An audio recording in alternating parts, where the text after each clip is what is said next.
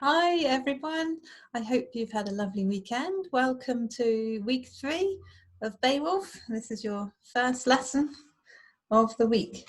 I'll just show you the last thing that we were reading about, and it's Beowulf diving in to the water, to Grendel's lair and to Grendel's mother's lair. And behind me there's a picture here of Beowulf fighting Grendel's mother, and there's kind of a picture of Grendel dying down there with one arm, but you can't quite see that bit.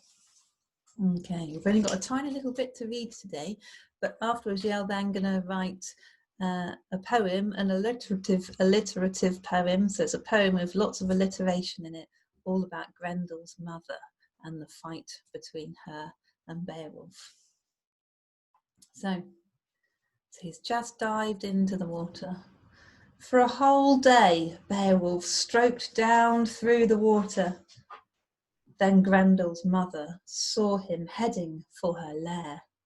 The sea wolf rose to meet him, clutched at him, grabbed him, and swept him down into a great vaulted chamber, a hall under water, untouched by water.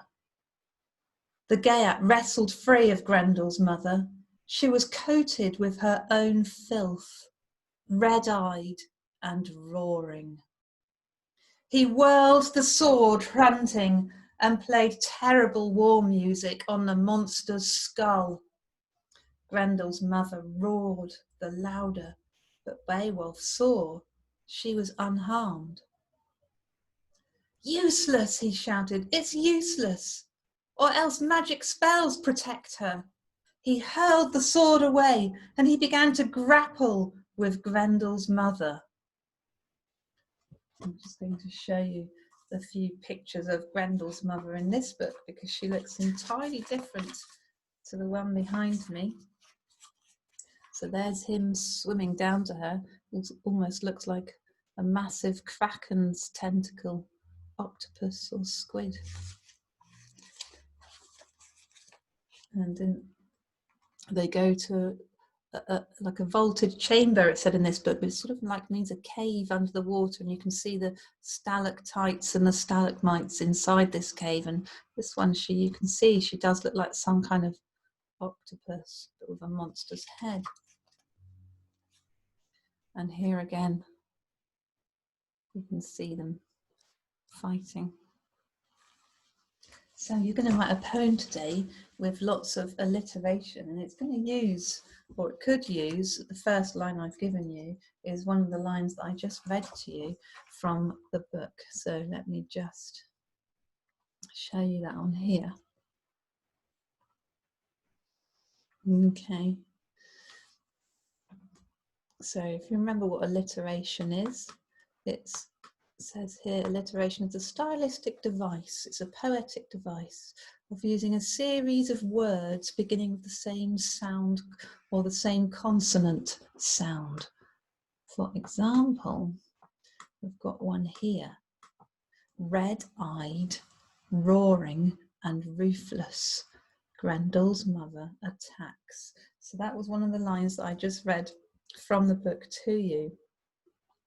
So you could try and do your whole poem in the same way as that. It could almost be like a whole list using the same way this is written. So you've got adjective, red-eyed, which is your subject. So red-eyed. And then you've got the verb roaring. But you've also got red starts with the R, roaring does, and ruthless does. So red-eyed, comma, roaring and ruthless, Grendel's mother attacks. So if you think you can, it might be a really good idea to do a poem with lots more lines in the same way. If that's a little bit too much of a struggle, you could just try and develop the poem in your own way or in your own style. And you could try and use other poetic devices like similes, rhyme, and repetition like we do in class. Okay, good luck. I'm looking forward to reading some lovely alliterative poems that you might email to me. See you tomorrow. Bye-bye.